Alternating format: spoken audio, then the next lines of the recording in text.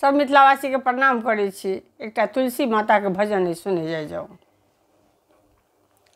हरी हरी बगिया हरे भरे खेत, हरी हरी बगिया हरे भरे खेत, हरे भरे मेरे तुलसी के पेड़, हरे भरे मेरे तुलसी के पेड़।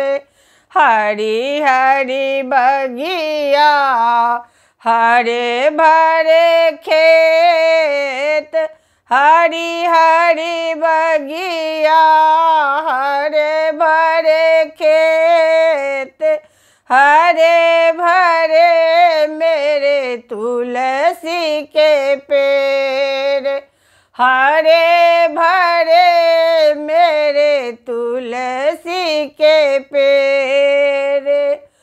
कौन सींचे बगिया कौन सींचे खेत, कौन सींचे बगिया कौन सींचे खेत, कौन सींचे मेरे तुलसी के पेड़, कौन सींचे मेरे तुलसी के पेड़।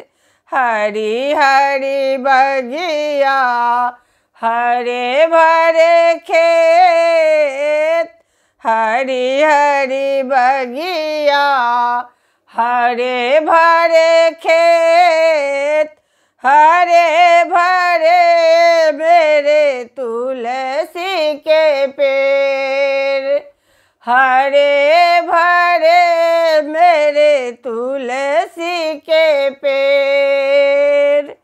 माली सींचे बगिया किसान सींचे खेत, माली सींचे बगिया किसान सींचे खेत, घड़ी घड़ी सींचे मेरे तुलसी के पेड़, घरे घर सींचे मेरे तुलसी के पेड़। हरी हरी बगिया हरे भरे खेत, हरे हरे बगिया हरे भरे खेत, हरे भरे मेरे तुलसी के पेड़, हरे भरे मेरे तुलसी के पेड़।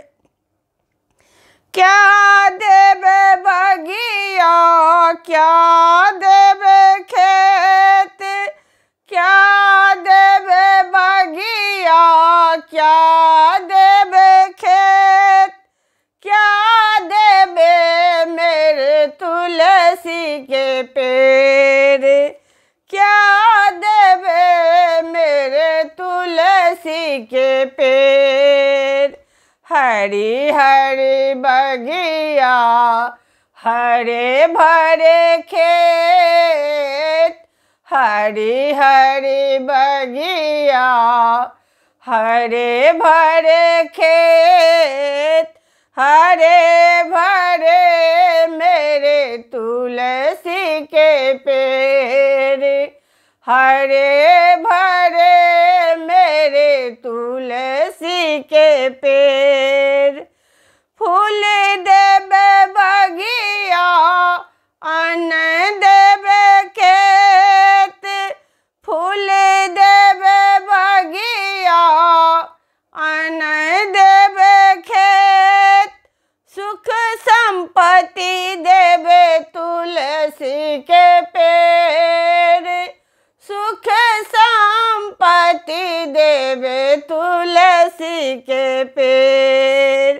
हरी हरी बगिया हरे भरे खेत, हरी हरी बगिया हरे भरे खेत, हरे भरे मेरो तुलसी के पेड़, हरे भरे मेरो तुलसी के पेड़। मंदिर चढ़े फूलबा अन भरे पेट, मंदिर चढ़े फूलबा अन भरे पेट। कान्हा जी को प्यारे तुलसी के पेड़, कान्हा जी के प्यारे मेरे तुलसी के पेड़। हरी हरी बगिया हरे भरे खेत, हरी हरी बगिया हरे भरे खेत।